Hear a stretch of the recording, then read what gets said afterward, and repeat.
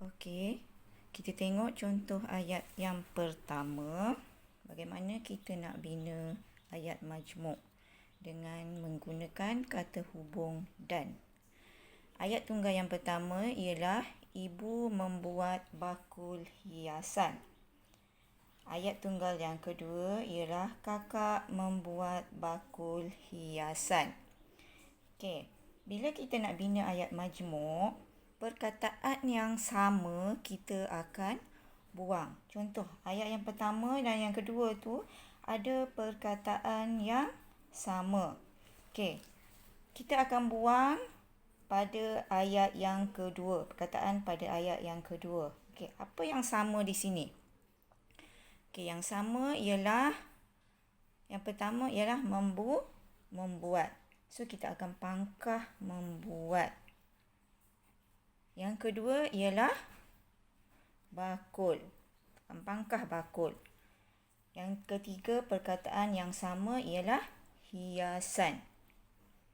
Okey, 3 perkataan telah kita buang, iaitu membuat, bakul dan hiasan.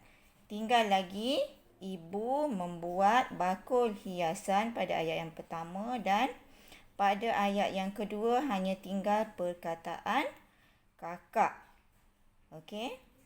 Dan apabila kita masukkan kata hubung dan, ia akan menjadi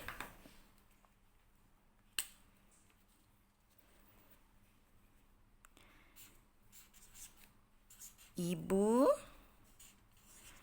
dan kakak membuat bakul hiasan. Okey, ini adalah ayat majmuk kita yang pertama menggunakan kata hubung dan. Okey, sekarang kita tengok pula contoh yang kedua. Kali ini kata hubung yang diberikan ialah kata hubung atau. Okey, ayat yang pertama ialah botol-botol itu dapat dibuat hiasan. Ayat yang kedua ialah botol-botol itu dapat dibuat penyiram inovasi. Okey, sekarang kita tengok ayat yang pertama dengan ayat yang kedua tu apa perkataan yang sama dan kita akan pangkah. Yang pertama ialah botol-botol. Okey, kita buang botol-botol itu dapat bawah ada, atas ada, dibuat. Okey, ada lagi yang sama? Tak ada lah kan? Okey. Yang tinggal ialah botol-botol itu dapat dibuat hiasan dan ayat yang kedua yang tinggal hanyalah penyiram inovasi. Okey, apabila kita masukkan kata hubung atau, ayatnya menjadi botol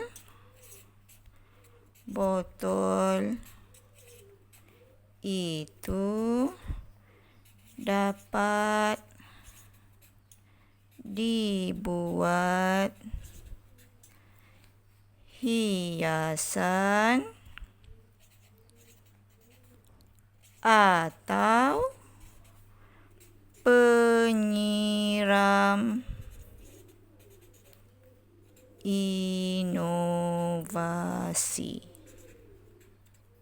Okey, kali ini kita masukkan kata hubung atau.